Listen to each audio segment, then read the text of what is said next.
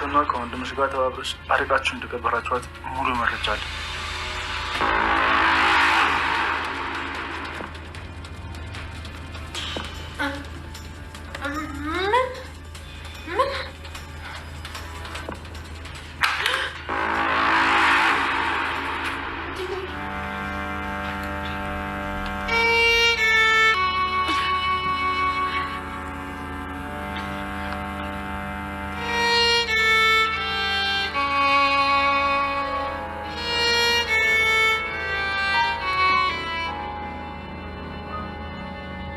ወይኔ ትዬ እኔ እንደዚህ ልሆንልሽ ወይ ዳግም እንጥራው እንዴ? ቃል ለምን የቀኑ አልበቃልሽ? በሰበቡ ልታገኙ ነው አንፈልጊው። በቃ ቃል እንዴት ነው የምታስቢው? እትዬ እንደዚህ ሆና እንዴት ነው እንደዚህ የማስበው? ምን ነው የልብሽን ስለተናገርኩ ተናልሽ አሰርሽ ራሷን ሳተችና እንደዚህ ማሽቃበጥ አለብሽ? ለሰላም በኃይሉ ለሳሚ ደውሎ እንዲያስፈራራት አድርጎታል።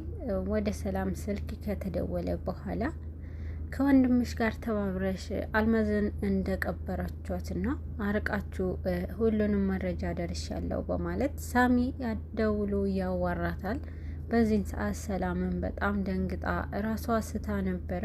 በዚህን ጊዜ ቆማ እያየቻትና አሁንም ቢሆን ቃል ልጅሽ ነኝ ካለች በኋላ ግን ደግሞ ብሌንም ሁሉንም ነገር ለማስተካከል ትሯሯጣለች። እንዴት እኔ እንዲህ ሊሆንልሽ እትዬ እያለች በህመሟ ላይ እኔ ብታመም እኔ ልታመምልሽ ስትላት ቆይታለች። በዚህን ሰዓት ቃልም አፍጣ እያየች የሰላምም ሁኔታ እያስደሰታትና ብሌን ለምታደርገው ነገር ይበልጥ ምንድነው የምታካብጂው ብላ ስታበሽቃት ነበረ። በዚህ ሰዓት እንዴት ነው ይሄንን እያየሽ እንዲመተረጋጊው ብላት ነበረ። ቃልም ለቃልም ብሌን እትዬ እንደዚህ ሆናለች ፈጥነን ዳጊን ንጥራው እንዴ ካልሆነ ብላ ስትናገራት ነበረ። በዚህ ሰዓት ምንድነው የምታሽቃብጪው ወይስ አሁንም በዚህ ሰበብ ዳጊን ለማግኘት ፈልገሽ ነው በማለት ነበረ። አመቺ ለማግኘት እየሞከርሽ ነው እንዴ ስትላት ነበረ ቃል ለብሌን። ብሌን በዚህ ሰዓት እንዴት አድርገሽ ነው ብታስቢኝ እሷ በዚህ ሁኔታ ሆና እንዴት እንደዚህ አይነት ነገር አስባለሁ ትንሽ መታወሪው ነገር አታስቢም ወይ ስትላት ነበረ። በዚህ ሰዓት ባክሽ አታስመሲ እሷ ትነቃለች አሁን ዝም ብላ ነው ራሷን የሳተችው እንዴት ነው የምታሽቃብጪው ብላ እያበሸቀቻት ነበረ። በዚህ ጊዜ ብሌን በጣም ተበሳጭታ ነበረ። ሰላምም የሰማችውንም ነገር ራሷን እንድትስት አድርጓት ነበረ።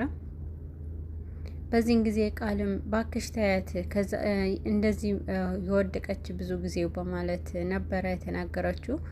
አሁን ላይ ብሌን ቃል ለምትናገረው ነገር አንቺ የምትናገሪውን አላወቅሽምና ራስሽን መሆንሽን አረጋግጪ ስትላት ነበረ። ብሌን በዚህን ሰዓት ሰላምን ለማንቃት እያርገበገበችላት ነበረ። ቃል በጣም እየተበሳጨች ነበር። በመጨረሻም ሰላምም ነቅታ ለመንቃት ስትሞክር በጣም በማስመሰልና ቃል ወደ እሷ በመጠጋት ማሚዬ ነቃሽልኝ፣ ማሚዬ መጣሽልኝ እያለች ስታሽቃበጥ ነበረ። እንደምንም ብላ ቃል ሰላም እንድትነቃ ካደረገች በኋላ ብሌንም ቃልም የሰላም መንቃት ካስተዋለች በኋላ ወደ እሷ በመጠጋት ማሚዬ ነቃሽልኝ፣ በጣም አስጨንቀሽኝ ነበረ በማለት ማስመሰሏ መጀመሪያ ሰላም እንዲህ ራሷ በሳተች ሰዓት ይበልጥ ታያት እያስመሰለች ነው። አሁን ትነቃለች፣ እንዴት ነው የምታሽቃብጭው እያለች ለብሌንም በጣም ስታበሽቃት ከቆየች በኋላ እሷ ከነቃች ጊዜ ጀምሮ ወደ እሷ አጠገብ በመሆንና ብሌን አቅፋት የነበረችውንም ሰላም ከእጇ በመውሰድና እሷ ክንድ ላይ ታደርጋታለች። በዚህን ሰዓት ማሚዬ ነቃሽልኝ፣ ብቻዬን ትተሽኝ ልትሄጂ ነበረ፣ ምን ሆነሽ ነው? ምንድነው የተፈጠረው? በማለት መናገሯ ቀጥላለች። አሁን ላይ ብሌንን ባየቻት ሰዓት ሂጂ ባክሽ ወደዛ ሂጂ፣ ምንድነው የምታደርጊው እዚህ? ደግሞ ምን ታደርጊያለሽ? ከእናቴ አጠገብ ራቂ ብላ በጣም እያበሸቀቻት ነበረ ለብሌንም። አሁን ላይ ቃልም ለመወደድና ሰላምም መንቃቷ ካወቀች በኋላ በጣም እንዳሰበችና ለእሷ በጣም እንደተጨነቀች ማስመሰሏ ቀጥላለች። የተፈጠረው ነገር ሁሉ ምንድን ነው በማለት ነበረ ለሰላምም ሲጠይቋት የቆዩት። በዚህ ሰዓት ምንም መናገር አልቻለችም ነበረ። ብቻ ግን ከአይኖቿ እንባ ይወርዱ ነበረ። በኃይሉና ሳሚን በጣም ደስተኛ ሆነውና እንሰራላታለን ካሁን በኋላ አሁን ከየትም ብላ ታመጣዋለች እያለ ነበረ በኃይሉ። ሳሚም ምንድነው ቆይ ግን አሁን ላይ እንዴት ነው ይህንን ሁሉ ብር ልታመጣው የምትችለው በማለት ነበረ ሲወያዩ የቆዩት። እባክህ አንተ አታውቅም፣ እሷ አረብ ሀገር ስንት አመት ነው ሰርታ የመጣችው፣ በዛ ላይ አሰሪዋ በጣም ብዙ የሆነ ብር አሸክማት ነው ወደዚህ የላከቻት ብሎ ነበር የነገረው። በዚህ ሰዓት ሳሚ በጣም በቃ ብሩን አፍስ ነው አይደለ፣ ይሄ ሁሉ ብር ለኛ ይሆናል አይደለ ብሎ ሲናገር ነበረ። በዚህ ሰዓት የበኃይሉ ፊት በጣም ተቀያይሮ ነበር። ሳሚም ካስተዋለ በኋላ ለብቻውን እሰራልሃለሁ፣ ይሄንንማ አውቃለሁ፣ ብሩን ካገኘው በኋላ እኔንም እንደማታስጠገኝ ግን ደግሞ እኔ ታየኛለህ በማለት ሲፎክር ነበረ። አሁን ላይ በኃይሉ ይህንን ብር ከእህቴ ወስዳለሁ በማለት ይናገራል።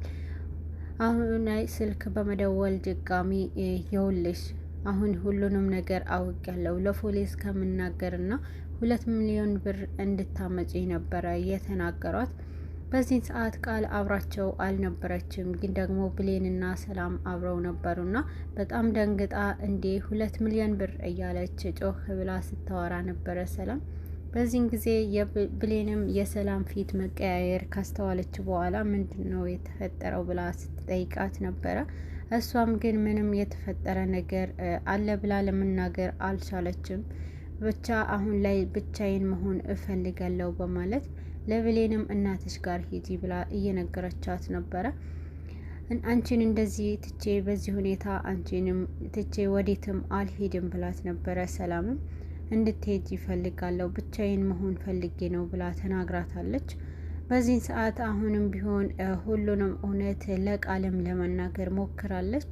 ቃል ትክክለኛ ልጄ ናት በማለትና በጣም እርግጠኛ ሆናባት የወለሽ ልጄ አሁን ላይ ደውለው አልማዝም እንደገደልኳት አውቀዋልና 2 ሚሊዮን ብር አምጪ ብለውኛል፣ እያስፈራሩኝ ነው በማለት ትነግራታለች። ቃልም እሷን በማቀፍና በጎኗ ዞር ብላ ይህንን ማን ይማቃለው፣ እሺ አሁን የምትሆኙን አያለው፣ በጣም በኃይሉ በፍጥነት ስራውን እየሰራ ነው በማለት ደስተኛ ሆና እናቴ ነሽ ብላ አቅፋ ለማባበል ትሞክራለች ስታስመስል።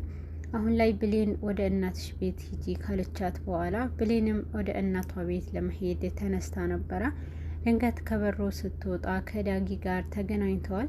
ዳጊ ብሌንን ባገኛት ሰዓት በጣም ደስተኛ ሆኖ ነበርና የብሌንና የዳጊ ፊት ለፊት መገናኘት በጣም ፊታቸውንም ፈገግታ ጨምሮበት ነበር።